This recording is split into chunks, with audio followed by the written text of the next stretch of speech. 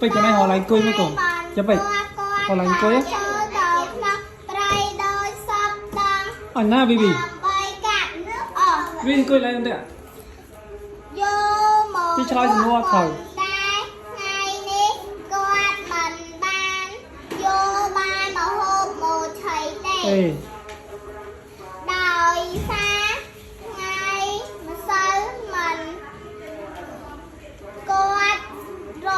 អស់បានតិចព្រោះរវើជួយសត្វស្វាតែរពោះនោះតើគាត់មិនអូគេបងអានមើលឈោចង្អត់ខ្វល់ពេចកណៃទៅអង្គុយមើលទៅទិញអង្គដាំបាយយកមកឆៃដើរបានយូរបន្តិចគាត់ក៏ឃើញសត្វឆ្មាមួយកំពុងលង់ទឹកគាត់ក៏បានជួយចូលនេះចូលលើ អូខេចូលទៅជួយស្រង់សត្វឆ្មា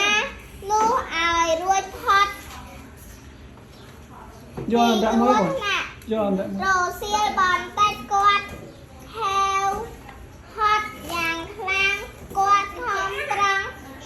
ដើរស្វែងរកផ្លែឈើដើម្បីយកមកឆៃមួយរំបាច់នោះគាត់ក៏ឃើញដើមស្វាយមួយពេចទៅសម្បូរដើមផ្លែធំច្រើនយ៉ាងច្រើនទេសនាគាត់ក៏បានឡើងទៅបេះផ្លែស្វាយទុំយកមកទៅទៀនហើយស្រ័យទៅអីហើយស្រ័យទៅអី